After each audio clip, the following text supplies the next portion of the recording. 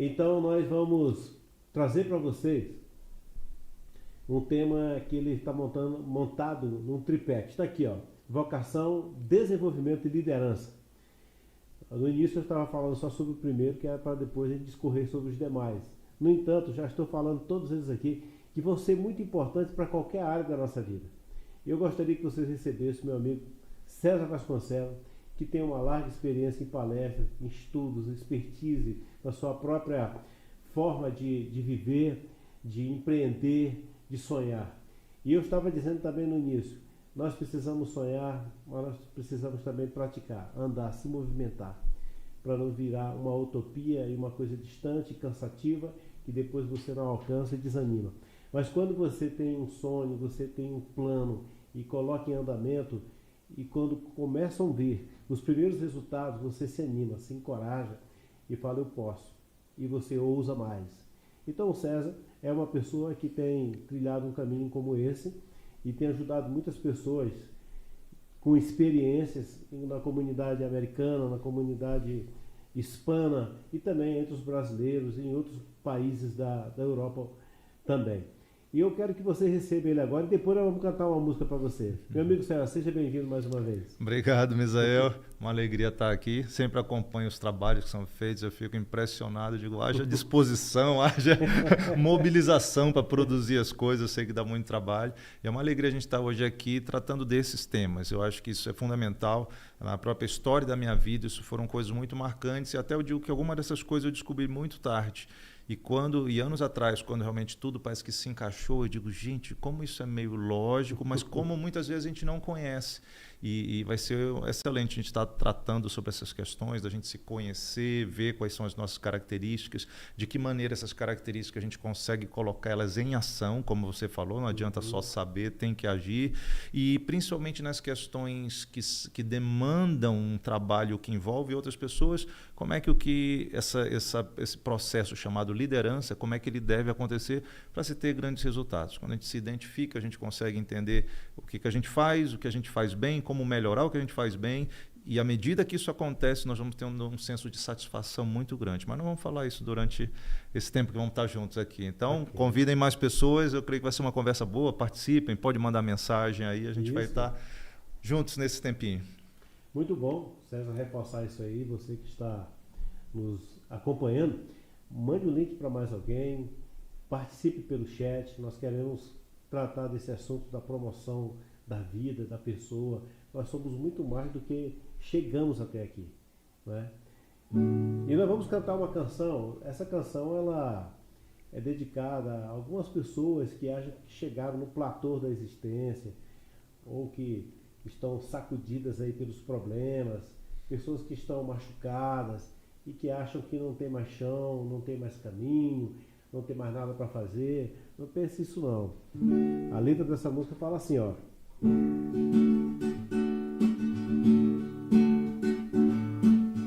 Se está difícil prosseguir e já pensou em desistir, nem tudo é como se vê. Se pareceu que foi em vão os planos do seu coração, nem tudo é como se vê.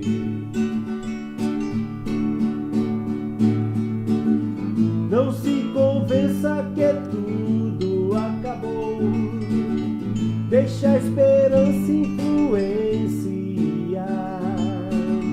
Pra recomeço basta ter Deus e você, há mais do que te deixaram ver. Acredite,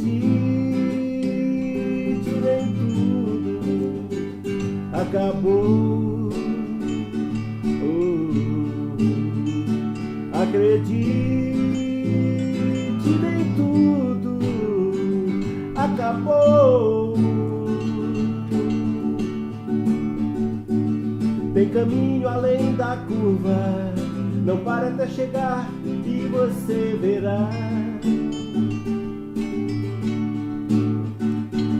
Tem caminho além da curva, não pare até chegar e você verá. Acredite, acredite, acredite, nem tudo acabou.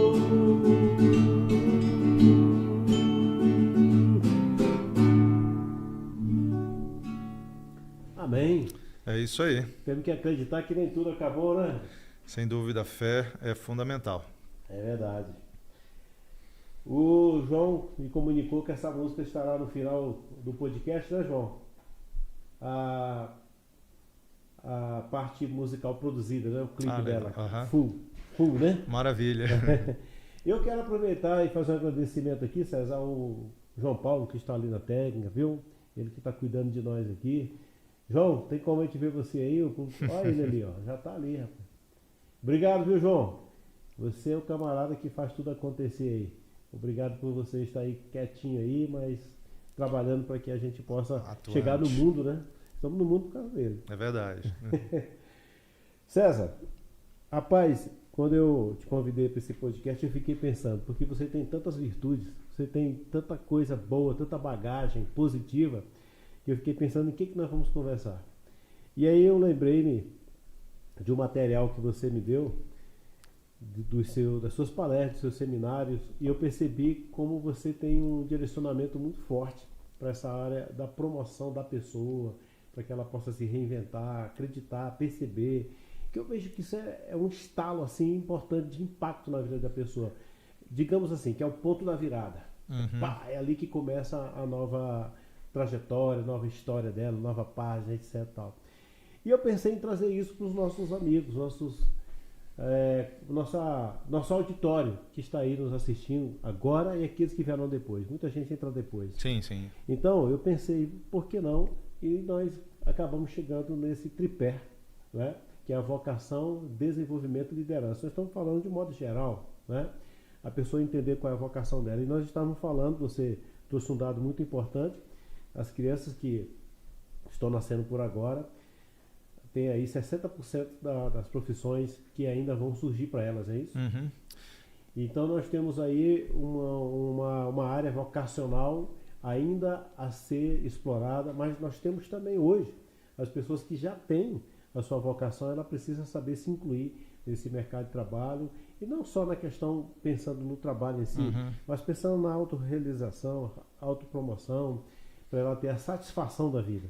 Eu queria pedir para que você falasse um pouco para nós sobre isso, pelas experiências que você tem, as ministrações que você tem feito por aí. Dá uma geral aí, depois a gente vai cercando esse assunto aí. Misael, eu penso uma coisa muito interessante.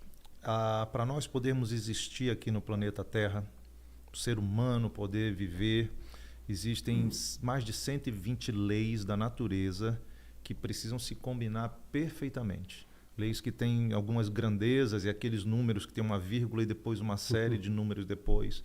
Leis como a força da gravidade, a distância do Sol para a Terra, né, a distância para a Lua, enfim, a velocidade da expansão do universo. Eu imagino que são 120 e tantas leis, todas combinadas, e se um pequeno número dessas leis, dessa grandeza, ele não fosse aquele, o problema é se nós não íamos ter condição de viver aqui. Então, cientificamente, a possibilidade disso ser uma coincidência não existe. Então, se toda essa combinação de fatores, para nós estarmos aqui, foi feita, e eu particularmente creio que Deus agiu dessa maneira, com uma maneira muito intencional, a nossa vida aqui não é por acaso. Então, a gente não pode viver de uma maneira qualquer. E eu entendo justamente que quando a gente começa a entender, principalmente isso, aí eu não estou aqui simplesmente para passar um tempo, ou para curtir um pouco, eu tenho algo para fazer aqui. A gente começa a perceber, então, o que é esse algo, né? O que eu preciso fazer, né? Qual o propósito, e principalmente diante dessa menção que você fez. Cada vez mais a dinâmica do mundo onde a gente vive, seja nos aspectos políticos, tecnológicos, de relacionamento, de moral, elas trazem muitos desafios. E a gente precisa, de alguma maneira, estar alicerçado, primeiro em saber quem nós somos, por que estamos aqui, qual é o propósito. E à medida que a gente vai avançando, vai descobrindo essas coisas e vai buscando maneiras de se desenvolver. E já que essa é a minha vocação, já que esse é o meu papel, até a palavra vocação é o chamado, né? Para aquilo que você foi convocado para fazer, a gente precisa melhorar cada vez mais. E a partir daí a gente vai perceber, vai ter um senso de realização, inclusive, muito grande. Tem essa fala hoje que muitos jovens, um número muito grande de jovens brasileiros hoje estão se enquadrando na geração nem. Né? E a verdade existe até o nem. Não, nem estudam, nem trabalham, nem estão procurando fazer as duas coisas. O que é isso? Isso é um desperdício tremendo de vidas, de potencial, de sonhos, de empreendimentos. Que sociedade nós vamos ter com esse tipo de gente assim, né? Como sem sustentar? Aí, então, isso é o que a gente precisa estar percebendo. Quando a gente percebe isso e começa a ser até intencional, eu não vou simplesmente estar boiando nessa vida. Eu vou começar a entender quem eu sou, onde é que eu funciono bem e o que é que eu preciso fazer, quais são os passos que eu preciso dar para começar a ser efetivo naquilo. E isso traz uma coisa muito legal, que é o senso da realização. Muito dessa carga que nós temos hoje de frustrações, até pessoas até deprimidas, desmotivadas, tem a ver porque você não está conseguindo produzir alguma coisa. A gente foi feito para funcionar de alguma forma, né? Existe uma intenção por trás disso. Um aparelho, um equipamento, ele é feito para se encaixar e para funcionar dentro daquilo. Se o ser humano não consegue estar ciente disso, a sensação de frustração, de decepção, de desalento, de tristeza até é muito grande. E a gente precisa tocar nesses assuntos, despertar as pessoas, né? Ei, você não está aqui à toa. Existe um propósito para isso. Vamos descobrir juntos como é que você tem que crescer nessa área que você faz, nessa área que você tem a tua competência para fazer, o que você tem para contribuir para esse mundo e principalmente para um processo de abençoar pessoas, de mudar realidades. O mundo hoje está cheio de desafio, cheio de problemas geopolíticos. Eu acompanho direto a realidade internacional. Às vezes a gente foca muito aqui no Brasil, mas é muita coisa que está acontecendo. Só que uma pessoa só nunca vai resolver todas as coisas. Nós temos que estar juntos. Seja numa iniciativa como essa de se falar, de tratar de assuntos importantes que motivam os outros, seja nos trabalhos que você coordena também na área de todo o movimento social, seja num trabalho de igreja, enfim, seja numa ação política, empresarial, para impactar e melhorar a sociedade, a gente precisa fazer algo e de uma maneira intencional, não somente estar aí meio perdendo tempo no mundo, né? É verdade. O César está morando atualmente no Pará, né? No momento eu estou baseado em Belém. Você está baseado. Você chama baseado? Né? Eu chamo baseado. Mas o baseado é a base. Não é um baseado. Não. É a base, base geográfica. Tá certo. Melhor deixar esclarecido. Então, você tem uma larga experiência de ter vivido em algumas culturas diferentes, como nos Estados Unidos, e mesmo lá temos muitas culturas. É uma realidade assim, interessante, como aqui no Brasil também tem várias culturas. Mas você teve uma inserção por um tempo entre os hispanos, entre os brasileiros, entre os americanos, também uma temporada lá com os europeus. Então isso foi te agregando uma percepção do mundo, né? Não apenas uma regionalização. E eu te pergunto assim, o que muda e o que é igual entre esses povos, pela sua experiência, relacionado a esse tema? Isso é bem interessante. O aspecto cultural, realmente, ele é uma grande diferença. A gente tem a mania de achar que o mundo todo funciona segundo a nossa mente. E às vezes a gente vê coisas até no próprio Brasil, até talvez em estratos socioeconômicos diferentes do nosso. A gente pensa que todos deviam pensar com a nossa cabeça. E quando isso vai para outros países, é muito interessante. Um exemplo, a primeira vez eu acho que eu fui para a Inglaterra, já faz um bom tempo, foi me buscar no aeroporto uma amiga que estava estudando inglês lá e com um rapaz que fazia parte dessa missão, a missão Jocum, né? O rapaz, devia ter os seus 30 e poucos anos, ele era inglês, né? E eu perguntei para minha amiga, que tal, como é que está a vida aqui? Ela já estava uns 6 meses, ela disse, César, o povo é muito diferente daqui. E era janeiro, nevando, e ela me falou, esse rapaz aqui, a gente estava conversando em português, ele não entendeu, esse rapaz, eu perguntei para ele, onde é que tu vais passar o Natal? E ele me respondeu, olha, se os meus pais me convidarem para ir para a casa deles, Oh. eu vou. Olha o susto que você teve agora, eu creio que quem tem nos assistindo. Porque no Brasil, o pai não precisa convidar o filho, né? Então, a cultura, ele realmente são moldes, né, mentais e sociais muito característicos de cada lugar, existem os motivos para isso. Então, eu diria que a questão cultural varia, mas o ser humano, ele é um. Então, se a gente for pensar numa perspectiva bíblica teológica, todos nós, né, o ser humano foi criado à imagem de Deus e recebeu um comando para se multiplicar na terra. Por quê? Porque Deus queria multiplicar quem ele era na terra através de outras pessoas. Então, de novo, todos nós temos algo bonito para contribuir para esse mundo, né?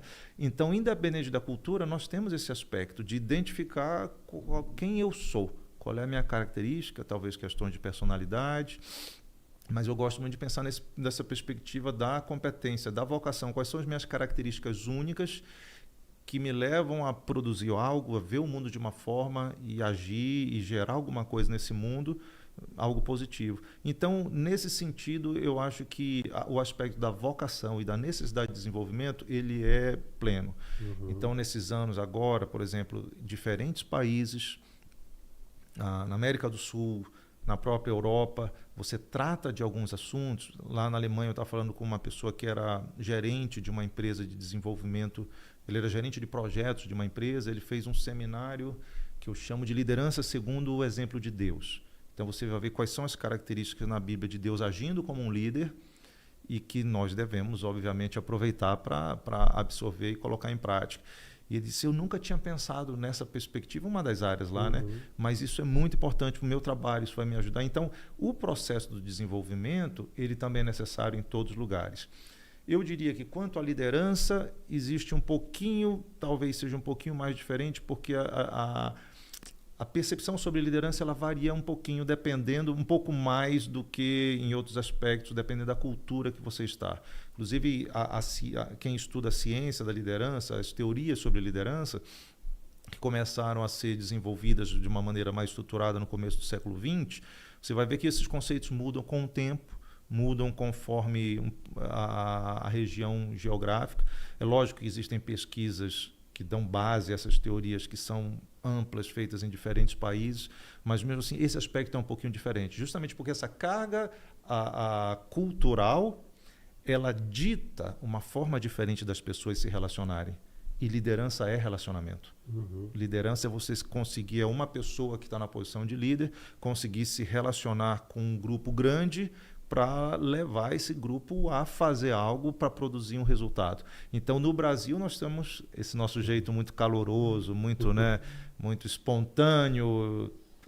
Por outro lado, eu digo, não muito estruturado, meio bagunçado, às vezes, de agir. E você precisa saber construir essa relação. Num país como a Alemanha é totalmente diferente. Se você não vai num país oriental, também é diferente. Mas o ser humano é único. Existem alguns elementos que precisam ser considerados, e até faria uma menção teórica, existe uma teoria, uma área de estudo chamada inteligência cultural. Então, isso aí é muito interessante, porque principalmente para quem lida com liderança em contextos organizacionais globais. A última empresa que eu trabalhei era uma multinacional em diversos países espalhados pelo mundo, dezenas de milhares de empregados, e eles estimulavam muito essa questão de você conseguir ter colaborações, inputs de diferentes contextos, backgrounds culturais, porque te ajuda a ver as coisas de uma maneira diferente. Então, um líder inteligente culturalmente, nesse sentido, é aquele que consegue perceber os detalhes e saber usar as diferenças culturais ou mapear e trabalhar considerando elas para, em ambientes totalmente diferentes da sua cultura, conseguir produzir algo positivo, né? Inteligência cultural. Inteligência cultural. A pessoa faz uma percepção e ali ela acha a sua forma de atuar conectada com aquela cultura. Que consiga produzir os grandes resultados. Legal. E é interessante que uma parte dessa metodologia, eles fizeram um mapeamento de todos os países do mundo. Uhum. E dependendo da metodologia específica, às vezes eles consideram de 7 a 9 variáveis. E quando a gente faz comparação, quando a gente vai ver, lógico, o Brasil, então, por exemplo, as variáveis, por exemplo, Uma diz respeito à visão de longo prazo e aquela visão muito imediata, muito curta. Então, o povo brasileiro ele tem uma visão muito curta, muito imediata, em comparação com países que têm muito mais, que estão mais desenvolvidos e que entenderam, por exemplo, o poder do planejamento.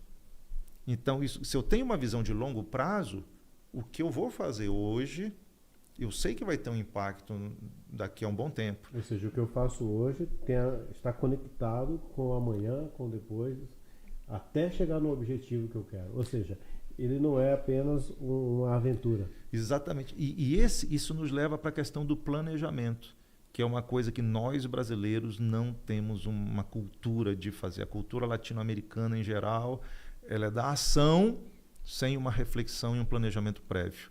E isso é terrível. Eu falo nos seminários que não planejar é a melhor forma de garantir o fracasso do que você quer fazer. Uau. O que é planejar? É você trazer aquele futuro, trazer os passos para você chegar naquele futuro desejado. Daqui a um ano eu quero que o Hopecast esteja com tantos seguidores, tal. Ok, então naquele momento, daqui a um ano eu quero isso. Quais são os passos para eu chegar lá? Eu vou ter que ter isso, vou ter que ter convidados e tal. Então você começa a construir os degraus que vão te permitir ascender até essa meta. Quando a gente não faz isso, a gente vai agir de uma maneira desorganizada, desestruturada. É bem improvável que o caos produza a perfeição. Mas o contrário é verdadeiro. O trabalho racional, inteligente, ele consegue levar as pessoas a construir um processo que te leve rumo a um objetivo desejado. E uma coisinha só para falar que para mim foi extremamente revelador, eu trato um pouco disso num dos seminários, justamente sobre essa questão de Deus. Qual é um dos alicerces mais básicos da teologia sobre a divindade? Deus é onipotente. O que é onipotente? Ele tem todo poder. Por que um Deus que tem todo o poder, que pode fazer as coisas, do jeito que ele quiser, quando ele decide criar o mundo, ele não simplesmente fala, haja o mundo do jeito que eu quero que seja. Pode ser tudo de uma vez. Por que ele faz em 6 dias e no 7º descansa, ou seja, para de estar na produção? Porque ele queria ensinar aqui na Terra, para nós produzirmos coisas boas e muito boas, nós precisamos fazer as coisas uma de cada vez. Muito bom. Então foi isso que Deus fez nesse processo da criação. Primeiro dia isso, segundo dia isso. E você vai construindo. Havia um plano. Inclusive Deus lá em Isaías ele fala, eu fiz a terra não para ser um caos. Então o processo do primeiro capítulo de Gênesis, aquele comecinho ali é justamente Deus pegando um projeto que está caótico, sem forma, vazia, e transformando num negócio que ele diz assim, agora está muito bom. Para isso que a gente está na Terra. Nós fomos criados parecidos com esse Deus para fazer as coisas que esse Deus faz, só que aqui na Terra, o nosso papel. Aqui na Terra. Legal, César. César, enquanto você dá uma pescada aí no chat, que eu vou te ajudar também. Eu estou justamente colocando aqui um convite no Instagram, o pessoal também tá assistindo, e aí quem tiver aí dando um alô, fazer algum comentário, vai ser uma alegria a gente interagir mais diretamente, né? Já temos aqui algumas pessoas participando. Eu quero agradecer o Samuel, que está conosco, Teobaldo. O pastor Teobaldo, eu creio lá da Bahia, grande pastor Teobaldo. Sigam aí também, ele é um amigo que tem sempre palavras boas, um juazeiro. Uau, rapaz. E o Zé Carlos Pereira. Daqui de Brasília, pastor Zé Carlos, uma benção esse homem também. Que bom, rapaz. É bom ter amigos, né? Demais. Angelita, minha prima, lá de Peruíbe. Olha, rapaz. O programa hoje está bem diversificado, né? O mapa mundial está aqui. José, Fernando, Elvina. Elvina, pastora Elvina. Pastora Elvina, né? Que bom. Ela disse que está sem áudio, mas já disseram aqui que voltou. Era no comecinho só, né? No comecinho. O João estava fazendo um teste com a gente, ver se o pessoal estava ouvindo mesmo. Exatamente. João é inteligente, rapaz. A Cássia, que está aqui com a gente. Cássia é uma das pessoas que me influenciou muito nessa área da vocação. Aprendi muito com ela alguma das coisas que eu vou falar aqui tem a ver com as coisas que eu aprendi com ela, que são Muito fundamentais. bem, Uhum. legal. José Fernando, nós temos a Mayra e temos a EC. Graças a Deus, ó, eu fiz questão de mencionar todos eles porque é importante a gente ter o apoio dessas pessoas. Eu acredito que muitos outros que gostariam de estar aqui, por alguma razão, com as suas demandas de serviço, né, não puderam estar, mas vão com certeza acessar depois. Antes de nós prosseguirmos, você que está em casa, eu quero falar sobre esse espaço onde nós estamos, que é o Estúdio Everest. Esse estúdio existe para você. Nesse momento nós estamos produzindo um podcast com um assunto tão rico, tão pertinente. Nós vamos falar inclusive um pouco sobre a inteligência artificial, sobre as profissões, sobre as oportunidades. E esse propósito de estarmos aqui, o maior deles é poder abençoar a sua vida. Mas você que quer fazer o seu podcast, quer gravar a sua aula, o seu conteúdo digital, esse espaço está disponível. Nos procure para que você possa entender como se servir desse espaço aqui. E nós vamos continuar. Eu quero conversar aqui com o nosso amigo César a respeito da inteligência artificial. Um dia desse eu vi uma pessoa falando sobre a burrice artificial. Né? Já ouvi essa expressão. Mas talvez seja aquela interessante, talvez uma coisa já produza a outra, né? Só uma pessoa que ela deixou de pensar, não é? Ela foi levada a deixar de... Por que é artificial? Porque não é natural. Ou seja, Deus nos deu uma inteligência para ser uma inteligência aplicada, né? Que possa trazer vida, possa gerar novas conquistas, etc. Então, quando você deixa um robô pensar por você, você não precisa pensar mais. Então, você empobrece no seu conhecimento. Talvez seja uma brincadeira de alguém que tenha a ver com essa reflexão. Mas nós estávamos falando sobre a inteligência artificial e as profissões do futuro. E uma das coisas que me preocupa, desde quando eu comecei a ouvir falar sobre isso, foi exatamente a revolução na Inglaterra, quando as máquinas substituíram os homens. E ali muitas pessoas ficaram desempregadas, muitos pais de famílias foram para o álcool, que era uma bebida muito fácil, até cultural, mas só que eles exageravam, e virou um caos de criminalidade, de problemas familiares, de desarranjos nos relacionamentos, por conta das pessoas que perderam o seu emprego. Eu fico pensando como que seria uma nova revolução agora, não industrial, mas artificial da inteligência, que caos isso poderia trazer para o mundo, mas também quais as oportunidades. Eu quero aproveitar e dizer o seguinte: na época da pandemia, muitas pessoas perderam emprego, muitas lojas fecharam, muitos negócios fechados, mas também muitos novos empreendimentos surgiram. Pessoas se reinventaram, perceberam que poderiam ali começar uma nova vida e foram bem-sucedidos. Nós já vimos muitos exemplos disso aí. Então, diante de todo esse contexto aqui, César, pela sua experiência, como é que você enxerga esse mundo que está bem aí, que já chegamos nele, mas que ele tende a crescer, da inteligência artificial dominando tudo? O ser humano ele tem uma flexibilidade extrema, né, de se adaptar, como você falou, às novas realidades. A Revolução Industrial veio, uma série de mudanças, e mesmo com isso as coisas vão se ajustando.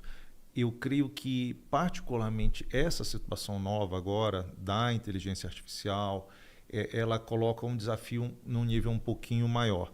Eu creio que alguns conhecem um historiador israelense chamado Yuval Harari, e ele, num dos livros dele, ele coloca que o mundo passou por 2 ciclos, e está entrando nesse terceiro ciclo, que traz uns desafios grandes. Ele diz que o primeiro ciclo era o ciclo ligado à religião, onde tudo era Deus. Então, o relâmpago era por causa de Deus, então existia essa mentalidade. Depois vem o iluminismo, vem algumas mudanças, a quebra, né, daquele padrão, principalmente no mundo ocidental, onde a fé, inclusive a fé cristã, era muito presente, né, aquela questão do poder do Papa e tudo mais. Ele disse que começou o ciclo da ciência. Então, a ciência que passou a comandar, tudo era a razão. Só que agora ele diz que nós estamos chegando num momento que o novo... Quem determina as coisas, nós estamos chegando na época do algoritmo. E com essa época do algoritmo, nós, como seres humanos, nós vamos começar a perder definitivamente o controle das coisas. Porque nós vamos estar transferindo a uma série de decisões e de processos que a gente está acostumado a fazer para algo que não é humano. Porque realmente o nível que está sendo implantado e a perspectiva é muito intensa. Então, até na avaliação dele, nós vamos já ter um corte muito grande. Quando você pensa que países, principalmente países com uma mão de obra muito barata, você vê ali no Oriente, você vê países do Vietnã, Taiwan, a própria China, você imagina que aquela mão de obra que envolve milhares ou milhões de pessoas, ela vai deixar de ser feita.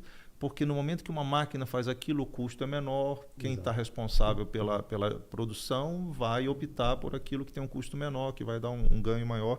Quando isso acontecer, nós vamos ter uma massa extrema sem função. Recentemente, o próprio Elon Musk, né, ele falou que imagina que no futuro, por causa dessa mudança que a inteligência artificial, que esse potencial todo sendo estabelecido vai trazer, vai ser necessário que o mundo tenha um subsídio, que as pessoas que não trabalham vão receber um dinheiro para viver quase que de uma maneira meio inútil, porque não teria outra saída. Lá na Califórnia já tem os carros de aplicativo, já rodam sem motorista. Quer dizer, essas situações é um desafio, sem dúvida, vai se acomodar, vai haver ajustes, porque é necessário. E nós estamos falando de um ponto de vista meramente econômico, né? Não estou entrando numa questão teológica, escatológica. Sim. Mas então os ajustes vão acontecer. Mas eu acredito que vai haver uma tensão muito grande, porque o próprio mundo hoje já está num ritmo de tensão muito grande. A competitividade globalizada é intensa. Se você acompanha esses últimos dias lá na Europa, Itália, França, os agricultores indo para as ruas e protestando, vivemos um tempo de tensão grande. O que eu traria particularmente, até conectado com esse tema, é necessário a gente tentar aprender o máximo, utilizar isso ao nosso favor. Um comentário que eu sempre faço nos seminários, nos eventos, é uma chamada particular para os pais. Os pais são fundamentais para o desenvolvimento da competência dos filhos. Então, você imagina que quem está com um bebê agora esses tempos, essa criança provavelmente vai trabalhar num emprego que não existe ainda hoje.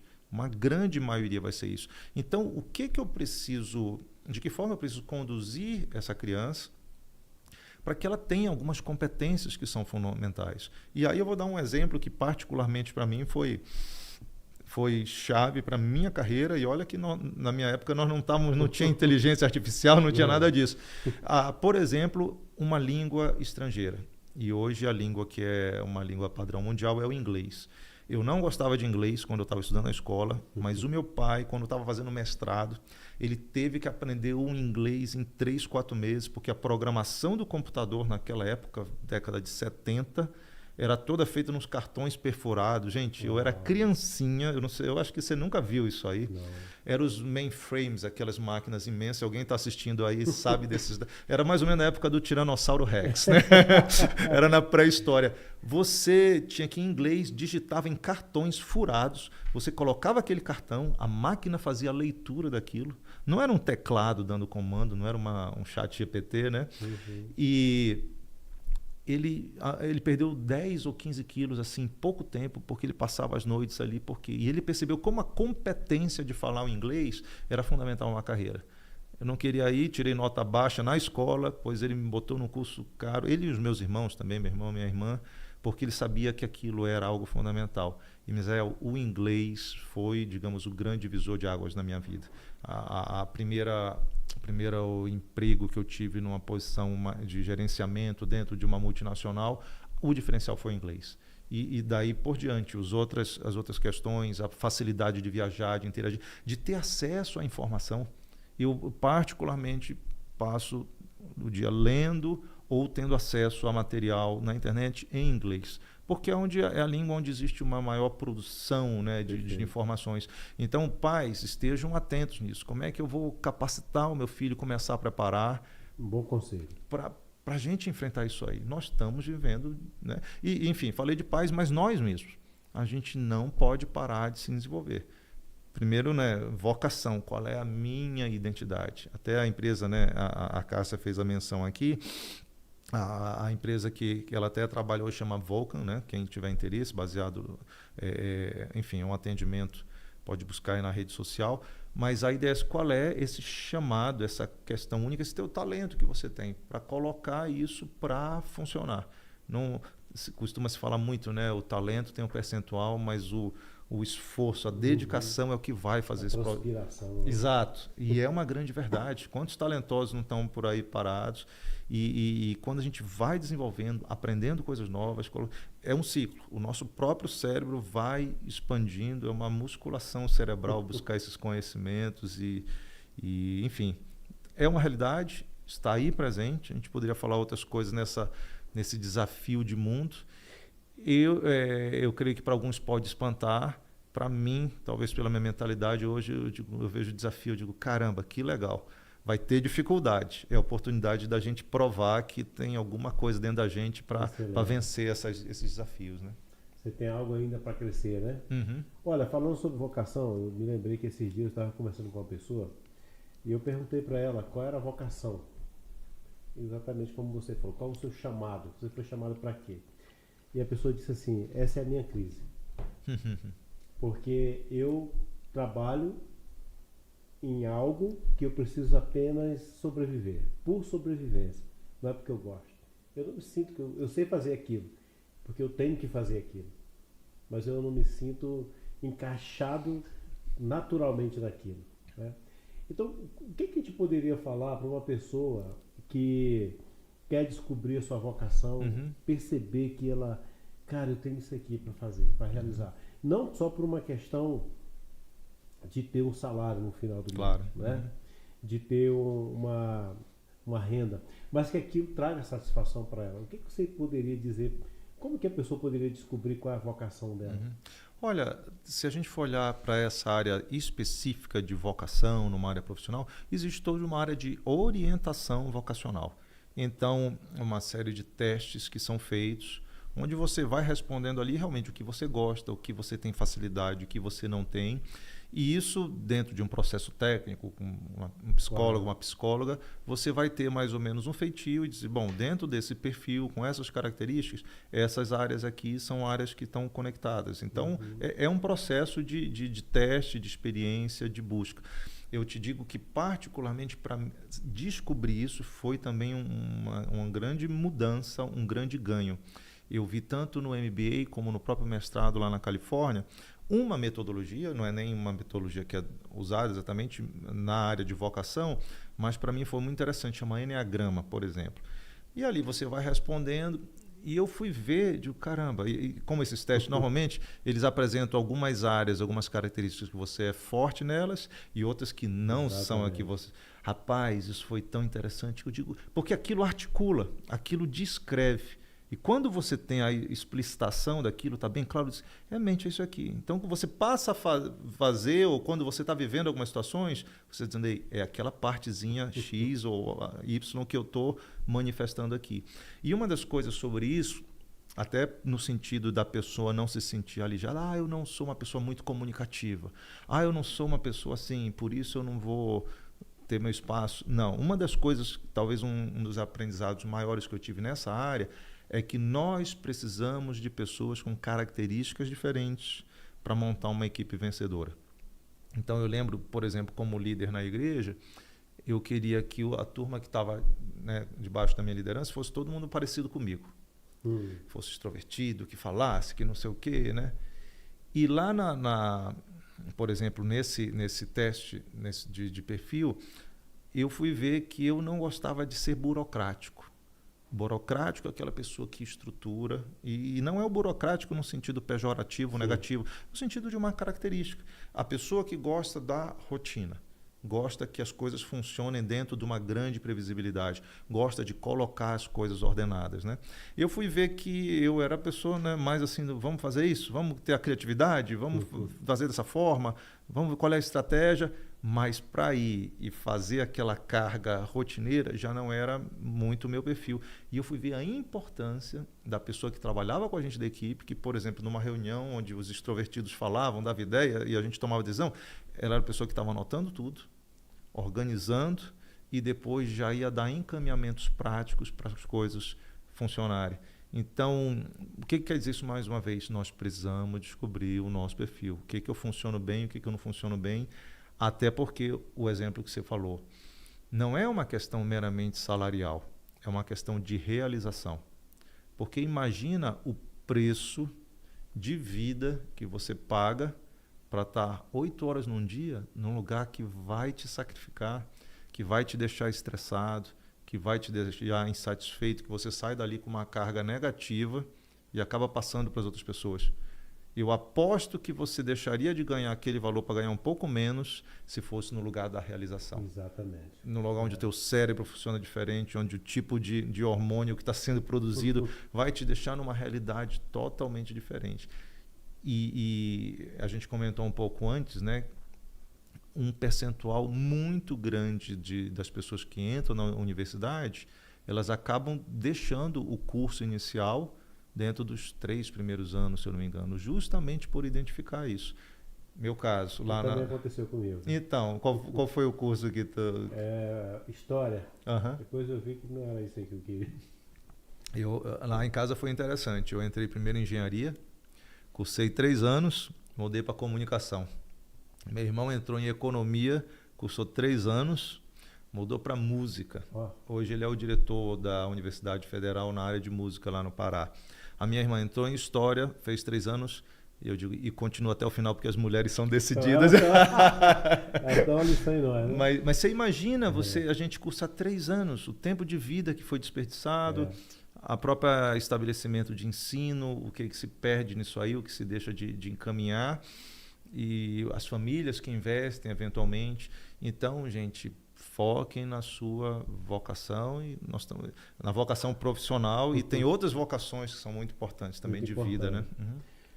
Eu até queria te perguntar o seguinte: quando a pessoa define a sua vocação, ela está bem com isso, aquilo lhe dá prazer, ela fala, ufa, é isso aqui que eu quero. Depois de bater cabeça de um lado para o outro, eu descobri isso aqui me preenche.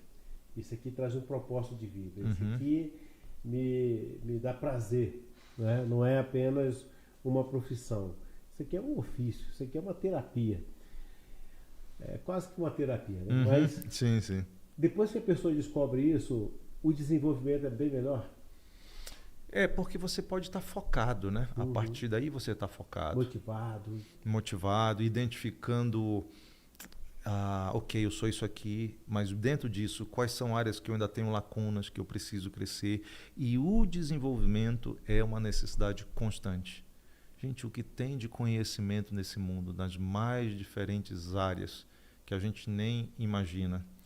E, enfim, é uma frase que é corriqueira por aí. Se as pessoas acham que se educar é algo caro, é porque elas não têm ideia do preço da ignorância. Boa. Que a gente paga por ser ignorante. Eu costumo dizer que a ignorância é um dos maiores pecados que pode existir, e porque ele traz consequências terríveis. Correto, né? Em situações banais do dia. Eu sempre falo, brincando às vezes nos eventos, né? Essa sensação da gente se sentir ignorante é terrível. Uma delas é, hoje, em muitos lugares, as pias, né, para lavar a mão nos banheiros, principalmente nos aeroportos, são de acionamento automático. Então, não sei quantos já tiveram essa experiência, chega, enfim, dentro e fora do Brasil, você vai lá e bota a mão debaixo e não encontra. Aí fica procurando onde é que está aquele acionamento. Você se sente uma pessoa, um estúpido ali, né? Até que é uma maneira de ignorância. Simplesmente você desconhece onde está o ponto do sensor. Agora, você imagina na vida, nos nossos relacionamentos, se a gente é ignorante a respeito, ignorante no sentido de desconhecer a maneira de relacionar, os cuidados que eu tenho que ter, as questões emocionais que estão sempre presentes nas interações, na comunicação, o ônus, o preço que se paga diariamente num contexto de trabalho, num contexto de negócio. Eu não sei, uma questão técnica, vai ter um prejuízo. Uma pessoa quer empreender, mas não tem cuidados na área financeira. O ônus da ignorância, o preço é muito alto. Exatamente. Eu digo sempre o seguinte, que Deus nos deu uma máquina incrível, que é a mente. E essa mente, inclusive, ela pode ser favorecida a nós, quando nós lemos em Romanos 12. transformais pela renovação da própria mente, da vossa mente. E isso te leva a você experimentar coisas elevadas. Então, quando você não usa isso, é como se fosse assim, tudo é espiritual, tudo é o diabo, tudo é não sei o quê. Se você usa a mente, você está sendo carnal ou secular. Na verdade, você está sendo espiritual, porque é a nossa origem espiritual. Agora, eu, olhando para esse tema aí, fico pensando em pessoas assim que gostariam de ter um desenvolvimento. E elas ficam pensando assim, eu já cheguei numa certa idade, será que ainda tem espaço para mim nesse mundo em que tem tantas profissões novas, a tecnologia eu não domino. Hoje mesmo eu estava falando com uma pessoa que ela disse assim, ó, eu me sinto um pré-histórico com o celular. E na verdade ela estava falando só do Instagram, só porque não tinha um Instagram. Né? E só por causa disso achava que era um pré-histórico. E aí ela falou assim, eu não sei como é que eu viveria nesse mundo se eu dependesse da tecnologia. Mas a gente já ouve pessoas falando da preocupação de como se inserir, como se tudo, de profissão para ganhar dinheiro, para viver, etc. Tal, dependesse da internet. Na verdade, não é. Ela verdade. pode, com certeza, ser uma ferramenta importante e realmente a pessoa vai ter que dominar alguma coisa. Por exemplo, se ela quer pagar no Pix, receber, passar um cartão de crédito, muitas vezes você usa isso aqui mesmo. Né? Passa direto isso aqui. Então, é óbvio que algumas tecnologias a pessoa vai ter que aprender, mas não quer dizer que ela tem que ser doutora em tecnologia, né? É verdade. Então, eu fico pensando em algumas pessoas que estão nos assistindo agora e vão nos assistir depois, como que elas poderiam se desenvolver dentro daquilo que elas já fazem hoje, para que elas não fiquem tão atrasadas, mas que elas se sintam conectadas com esse mundo e sintam que elas são úteis, embora elas não dominem a tecnologia.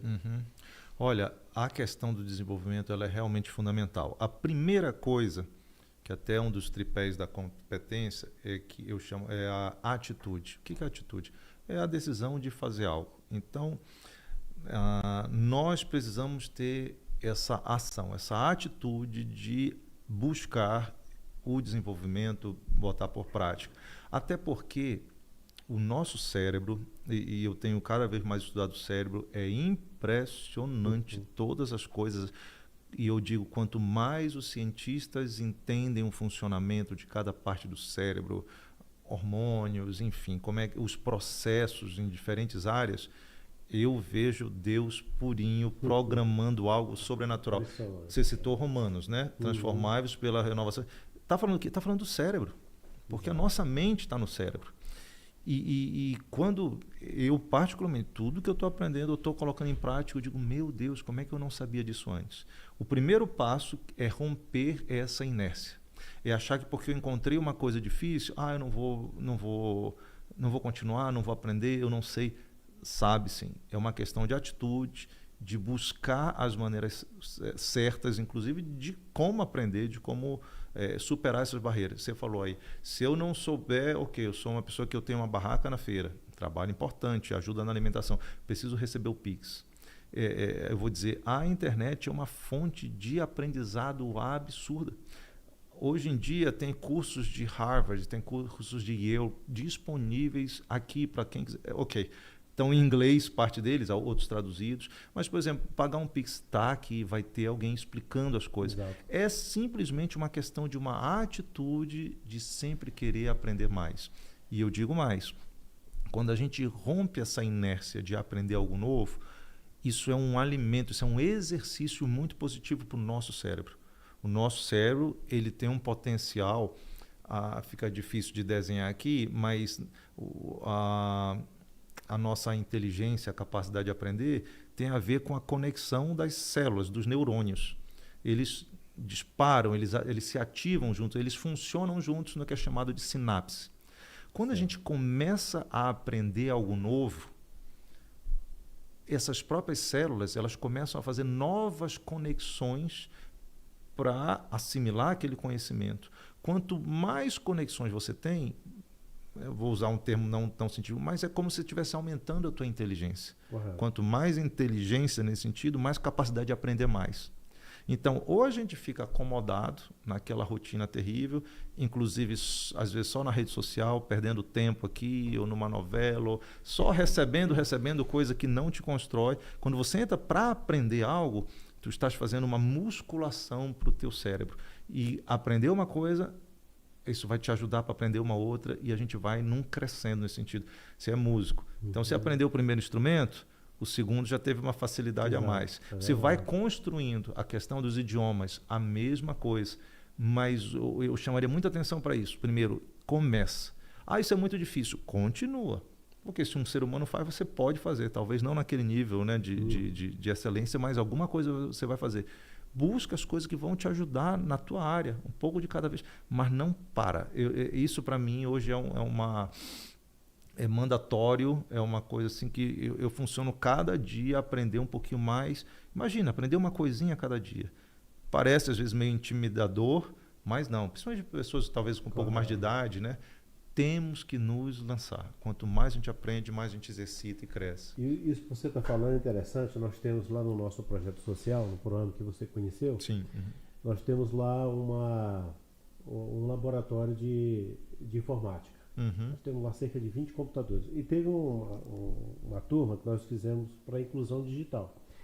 E teve um senhor que ele não tem computador em casa, esteve lá com a gente e eu vi que ele ficou pensativo se ele participaria ou não ali, meio que acanhado.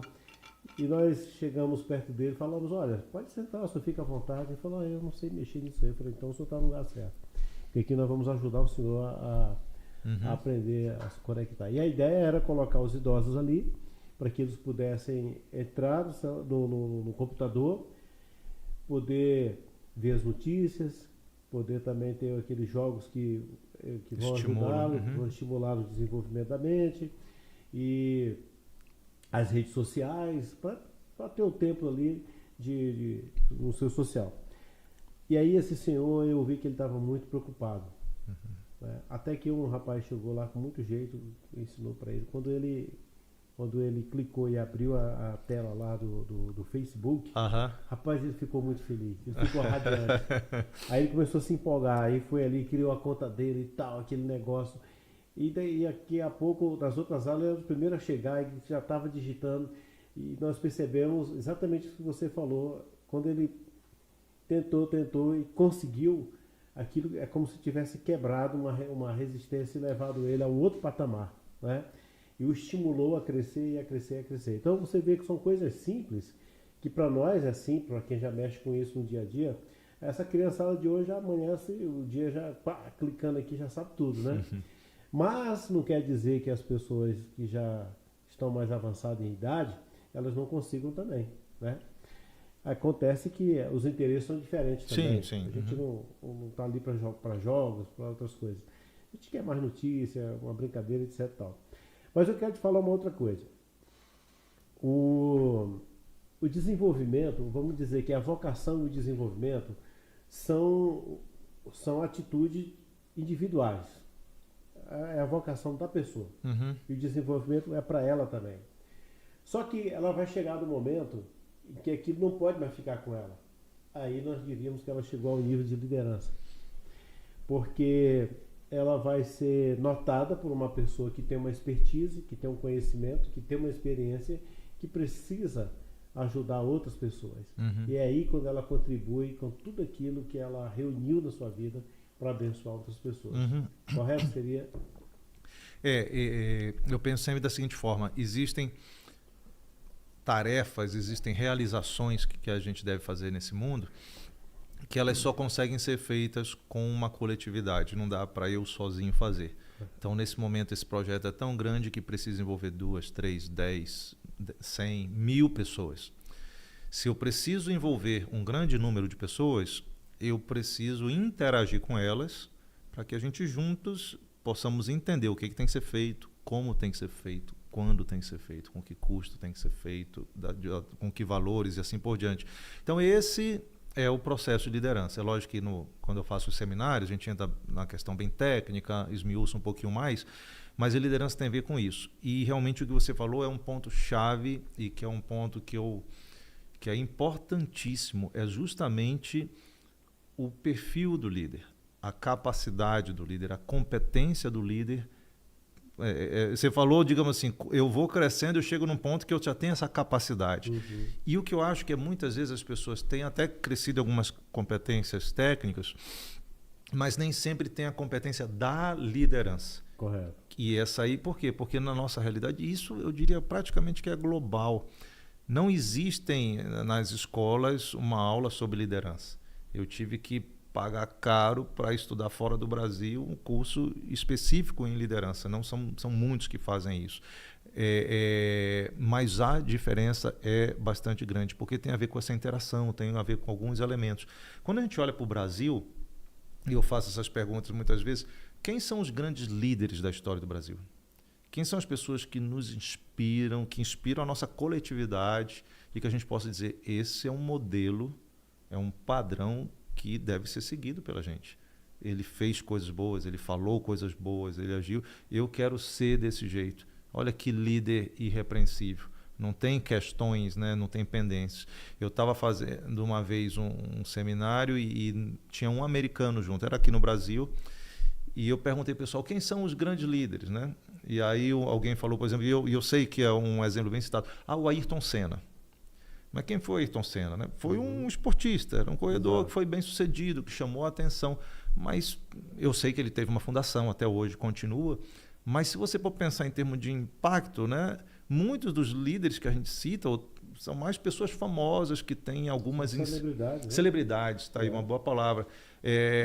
Se a gente for olhar para a política de uma forma bem criteriosa, as pessoas que foram expoentes nos últimos anos foram pessoas que se revelaram depois com uma série de problemas, uma série de questões na justiça e assim por diante. Se você for passar uma régua, a referência nossa de liderança é muito pouca. E tinha esse americano e eu perguntei para ele, me cita quem são os líderes dos Estados Unidos.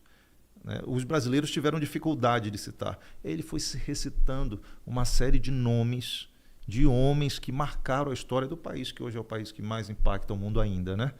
Abraham Lincoln, George Washington, aí vem até mais recente, Martin Luther King.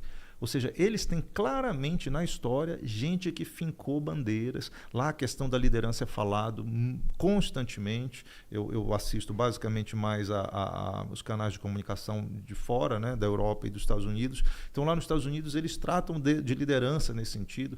Você vê a questão empresarial, você tem nomes de empresários que são muito fortes. Então, existe essa cultura de você ter líderes visionários, líderes que empreendem. Não estou dizendo que é perfeito, que a gente tem que copiar, mas quando a gente olha para o Brasil, existe uma lacuna muito grande.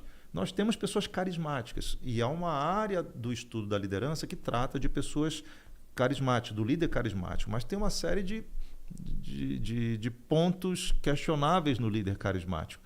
Às vezes ele é muito egocentrista, a coisa tem que ser do jeito dele, ele que tem que aparecer. E destoa de algumas características que eu creio que seriam mais interessantes. E aí eu vou puxar para um lado da liderança que eu creio que nós dois concordamos e muitos que estão nos assistindo, que é quando a gente olha para a liderança de Jesus, que eu sempre falo que é o maior líder que já existiu. Porque como é que 2000 anos depois dele, né, não estar mais na Terra presencialmente, como é que tem gente hoje que prefere morrer do que negar os comandos desse líder que já saiu daqui? É uma realidade, infelizmente, no mundo hoje existem cristãos sendo martirizados por causa da sua fé, e eles preferem morrer do que abandonar os comandos, as diretrizes desse grande líder Jesus. E Jesus foi um líder que ele não estava interessado nele exatamente. Tanto é que ele diz, eu não vim para que todo mundo esteja fazendo a minha vontade, me servindo, mas eu vim para servir e desenvolver. Um dos pontos mais chaves do seminário de liderança bíblica que eu faço é o que eu chamo da aula intensiva de Jesus de liderança, onde ele mostra que o foco é cumprir uma missão e capacitando a sua equipe para estar trabalhando nesse sentido.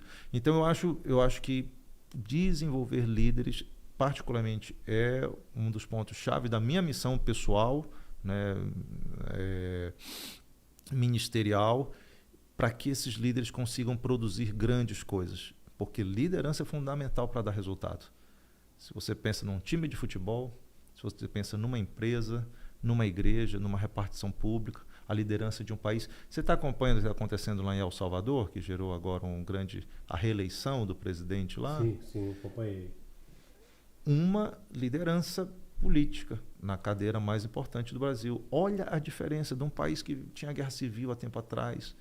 Uma mudança total na realidade de vida das pessoas. Liderança é extremamente fundamental para produzir resultados, para causar mudanças.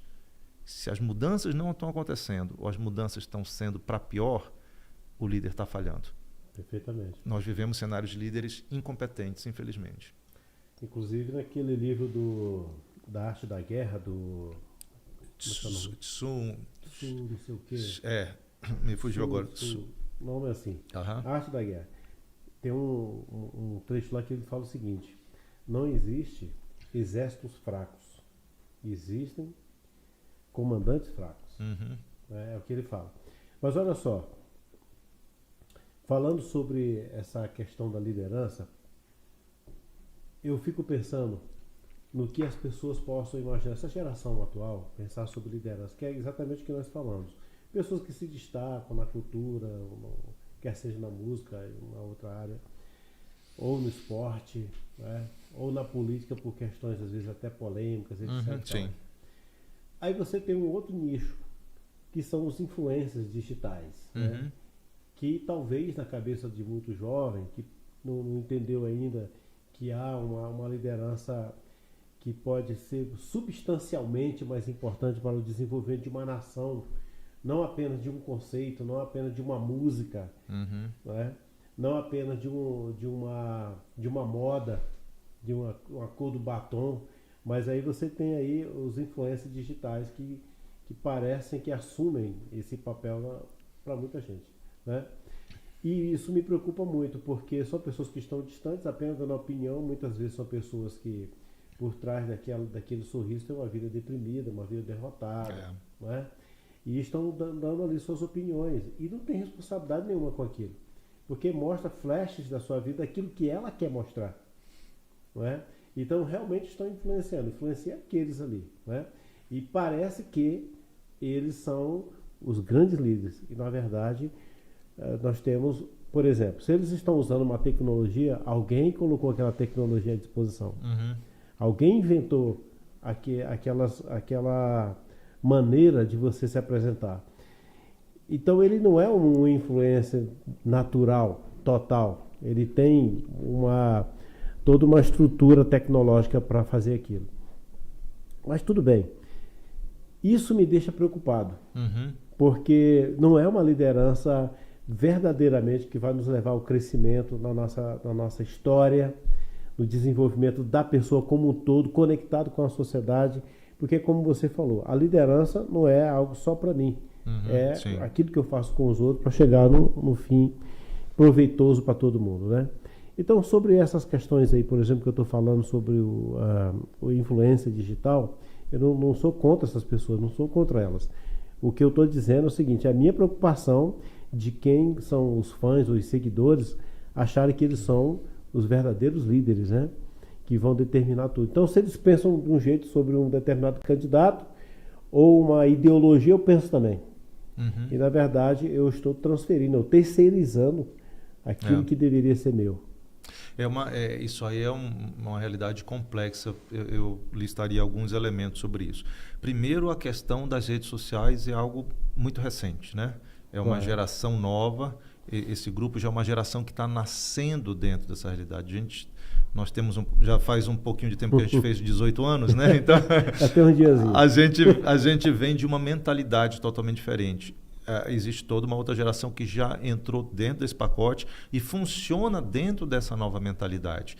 Eu creio que um problema que existiria aí, ou algo que contribui, é como foi a formação dessa geração dentro do aspecto educacional mais básico, que é a família.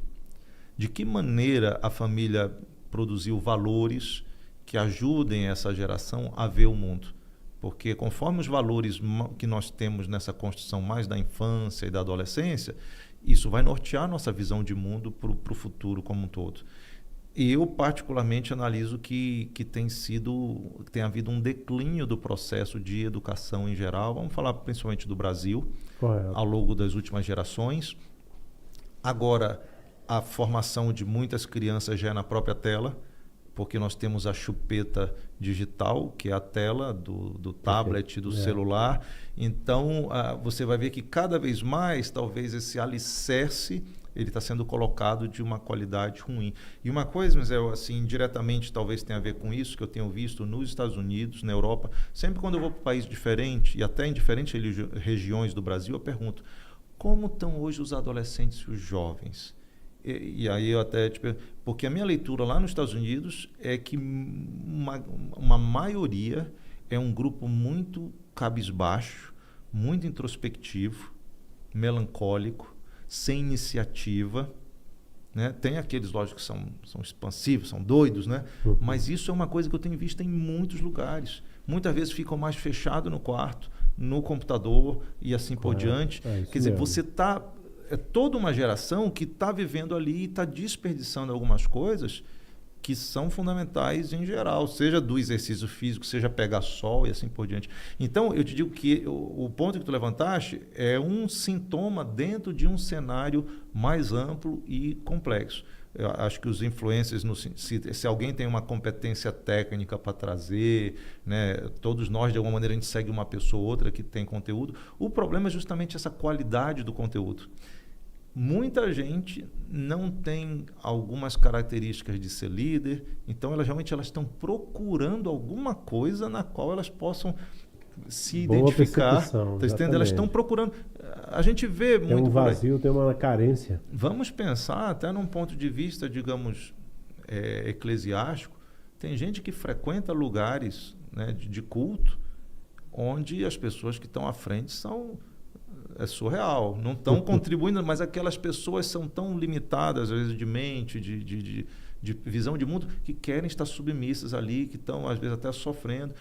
Você falou de influência, mas a gente vê agora os trends aí zombando com algumas pessoas, são de coach, por exemplo, porque são pessoas que estão falando absurdos, mas tem gente que está ali junto porque quer fazer parte de alguma coisa. Então, é um pouquinho complexo. Eu acho que todos nós, dentro do nosso espaço, da nossa área de influência, é tentar ajudar as pessoas a crescerem, a ter essa visão mais ampla, para elas também terem um senso crítico e dizer, por que eu estou seguindo esse cara aqui? O que ele realmente está agregando na minha vida? O que isso vai me ajudar a ter um futuro?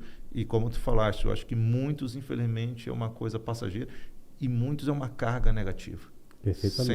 Sem solidez nas informações, nas questões morais. E é só para completar nesse sentido, né? Quando eu provoco, não só perguntando quem são os grandes líderes do Brasil, né, e as pessoas têm dificuldade, e eu digo, olha, para muitos adolescentes hoje, os líderes, os inspiradores do Brasil estão na área do esporte e da cultura. Um Neymar e uma Anitta, por exemplo.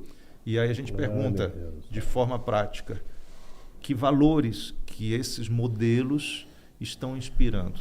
Você vai no interior do Pará, tem um menininho com o cabelo lá pintado, né, com, sei lá, moicano, parecido com o Neymar, e tá uma menininha com uma roupa inapropriada para aquela idade, pois, né, é uma das características que torna uma mulher como um objeto, despreza a essência dela, sexualiza às vezes uma criança. Por quê? Porque esses são os referenciais que essa adolescência, que essa infância, adolescência está tendo. Eu quero ser como aquele. Mas quais são os valores dessa referência que está aí? São bons? Então, nós temos um trabalho muito grande. Eu vejo essas questões críticas e eu digo, caramba, eu quero ter esse trabalho para frente de ajudar a gente juntos vamos mudar essa realidade. Eu gosto muito desse desafio. Eu gostaria, antes da gente continuasse, pedir para o João Paulo passar um vídeo aí do ProAme, para os nossos amigos conhecerem. Vou pedir para que eles coloquem alguma coisa aqui para nós no chat, porque aí nós vamos ler agora as perguntas, os comentários, enquanto você assiste esse vídeo do ProAme. Por favor, João.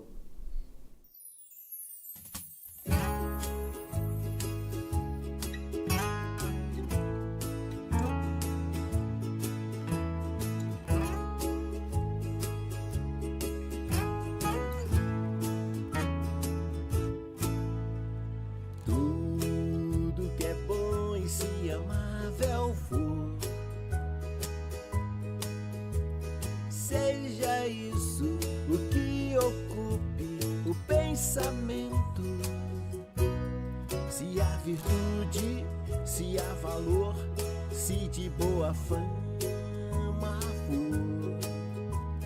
Tenha isso na sua vida em todo tempo. Deixa entrar na mente o que te faz andar. Deixa entrar no coração o que te faz sonhar. Cicatrizes só vão provar que as feridas não puderam te parar. Quem vence em silêncio faz muito mais do que podem esperar.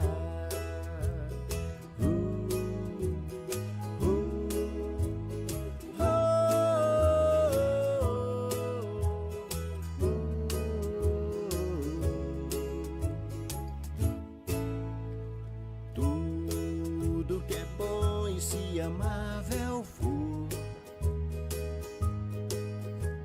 seja isso o que ocupe o pensamento, se há virtude e se há valor, se de boa fama for.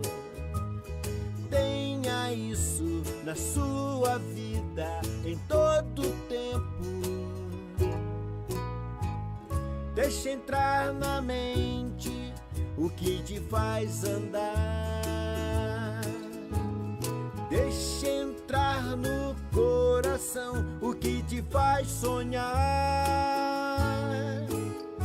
Cicatrizes só vão provar que as feridas não puderam te parar. Quem vence em silêncio faz muito mais do que podem esperar. Mantenha sua essência intocável dentro de você. Decida e acredita, um vencedor é o que todos irão ver.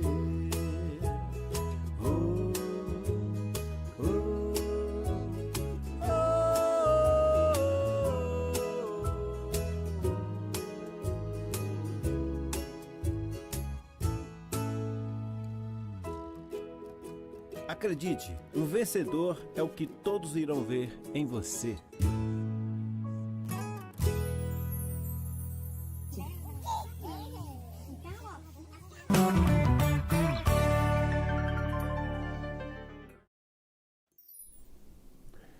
Muito bom, pessoal. Espero que você tenha gostado aí desse vídeo que mostra um pouco do nosso projeto social, que é o ProAme.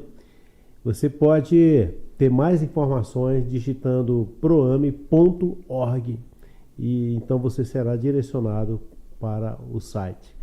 E nós voltamos aqui com o nosso assunto, vocação, desenvolvimento e liderança. Eu quero deixar esse momento final aqui para o César discorrer, fazer um fechamento. Nós poderíamos falar tanta coisa, mas o tempo não nos permite, até porque o assunto é amplo e tem muitas facetas, muitos processos de desenvolvimento, muitas perspectivas, mas a verdade é que aqui é apenas um bate-papo, mas que a gente tire proveito. Eu quero então deixar contigo aí, meu amigo, você escorrer para nós. Eu creio que é principalmente reforçar isso, da gente nunca estar acomodado. Eu digo que a nossa vida dentro da realidade, dessa dinâmica do mundo, aquele princípio da entropia, que todas as coisas estão meio rumando ao caos. Se a gente não fizer nada, o caos se estabelece. Se você parar de cuidar do jardim da tua casa, o que vai acontecer? Exatamente. Se a gente parar de tomar banho por 3 semanas, o caos se estabelece. Eu faço muito esses exemplos no seminário, né? E nós precisamos lutar contra isso. Então, ou seja, nós precisamos ter uma ação, uma atividade para lutar contra essa realidade do rumo ao caos.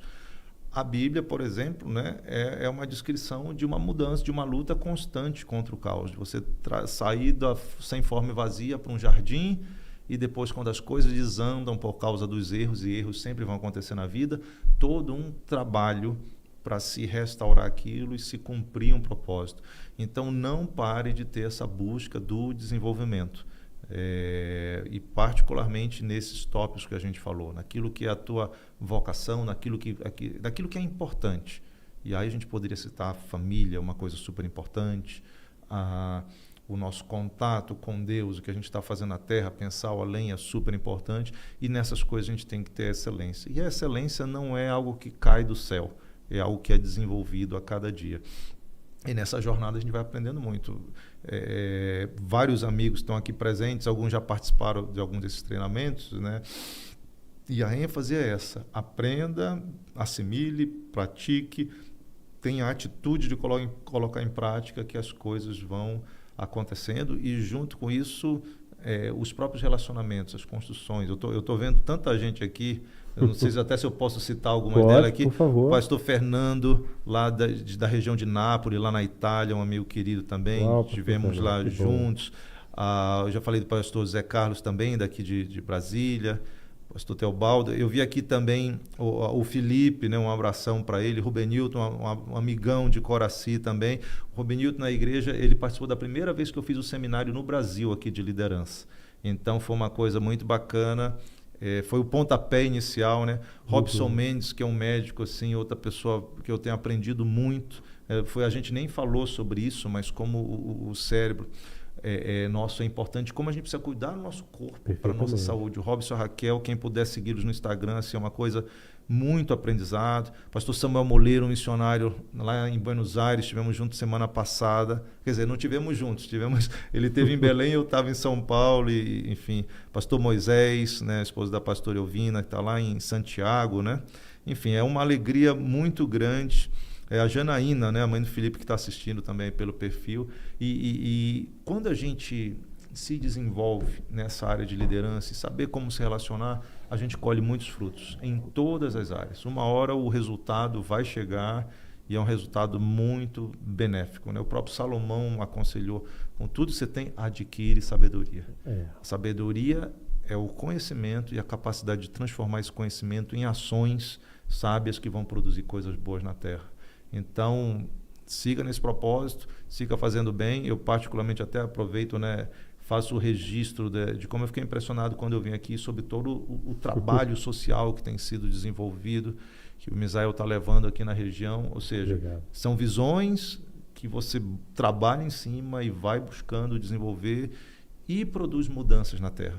Quantas pessoas já foram transformadas, e você também tem algo aí que precisa, né? Eu sempre digo, e aí para concluir, né? Deus tem projetos lindos e perfeitos no céu. A vontade dele lá no céu acontece, e é uma vontade boa, perfeita e agradável. E Jesus disse que a nossa oração deve ser que a tua vontade, que acontece 100% no céu, ela aconteça aqui na terra. E vai acontecer como? Através de pessoas. Perfeitamente. Através de líderes que produzam resultados. Então, que a gente esteja nisso aí. Quem tiver também, fica um convite. Eu, particularmente no Instagram, eu costumo estar toda semana postando algumas coisas lá, ligadas a Deus, ligadas a crescimento. É o César Vasconcelos SR, né? Enfim, então, estamos conectados. E no YouTube tem pregações, tem mensagens, algumas coisas sobre liderança também lá. Esse eu não tenho atualizado com tanta frequência. César Vasconcelos, a serviço do reino. Isso é uma alegria aí se a gente puder estar servindo as pessoas. O João, ele tomou o cuidado de colocar essas anotações aqui à tela, para que as pessoas possam ter com mais facilidade o seu Instagram e o seu canal.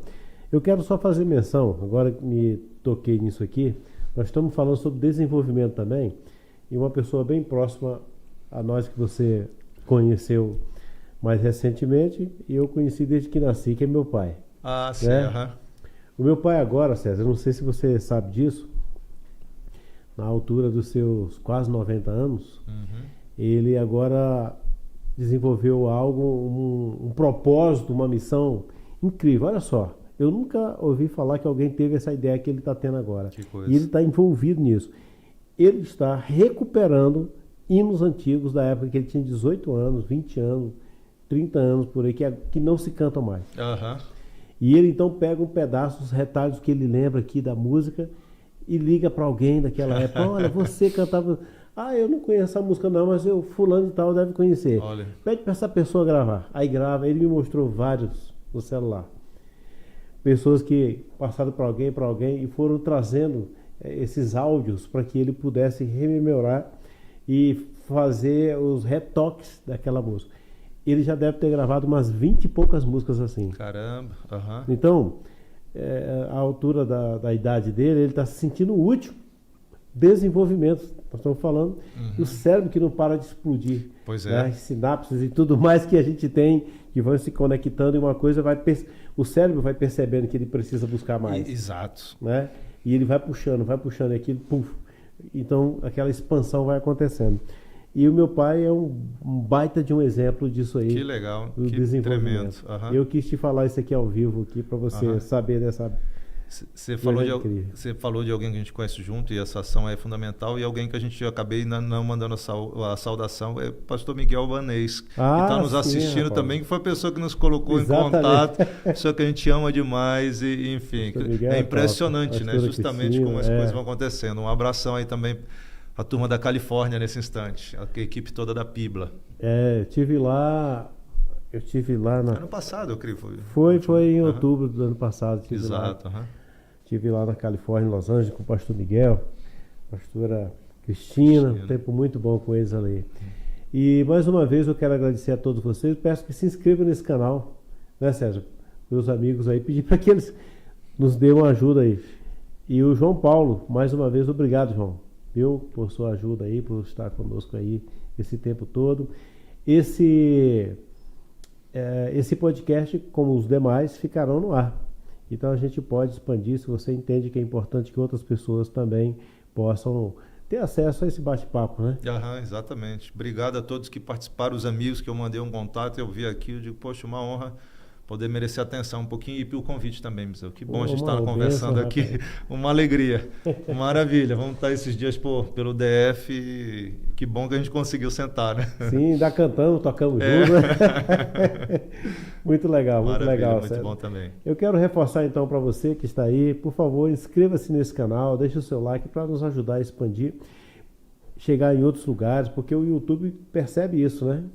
É aquilo que nós falamos do terceiro ciclo que o rapaz falou, que é algoritmo funcionando. Algoritmo funcionando. Ele vai percebendo e vai cavando ali. Conectando, é verdade. Vai conectando. Então, quando você deixa um like, você faz a sua inscrição, isso aí vai demonstrando para o algoritmo que você está interessado.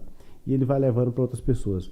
E aqui é um canal que nós queremos levar mensagens bons conteúdos para esse mundão aí de Deus. Deus abençoe a sua vida, e eu vou pedir para o César deixar a sua mensagem final, e a gente, com a mensagem dele, João, já encerra, tá bem?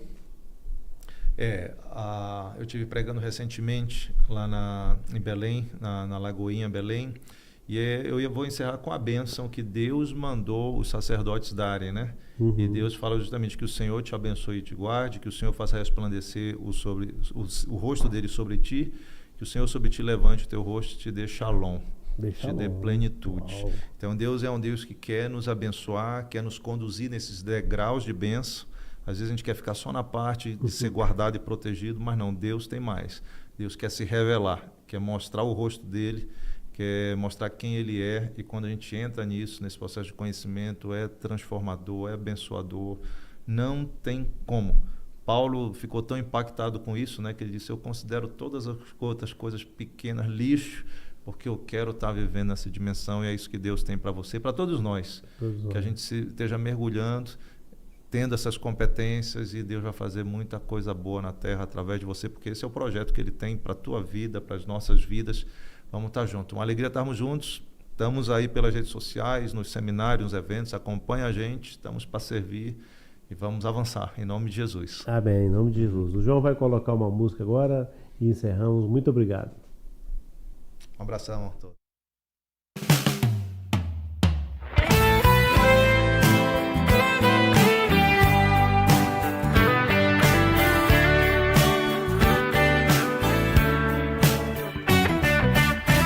Está difícil prosseguir e já pensou em desistir, nem tudo é como se vê.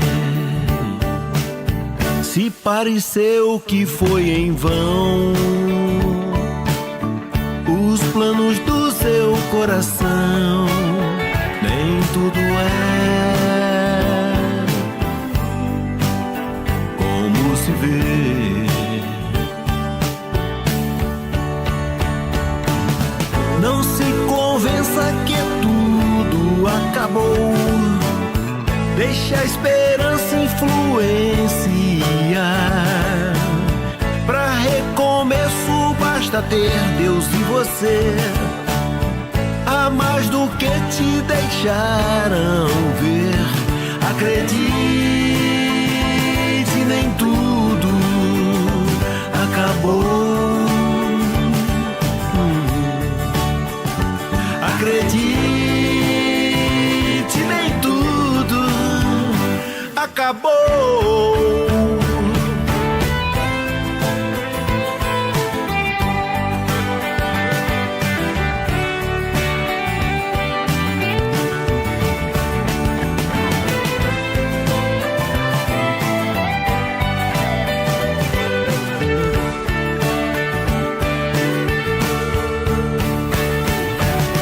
Não se convença que tudo acabou, deixa a esperança influenciar.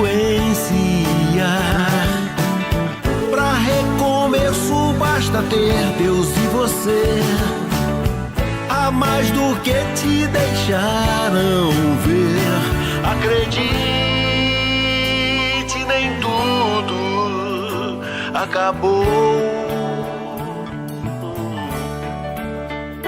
Acredite, nem tudo acabou. Tem caminho além da curva, não pare até chegar e você verá.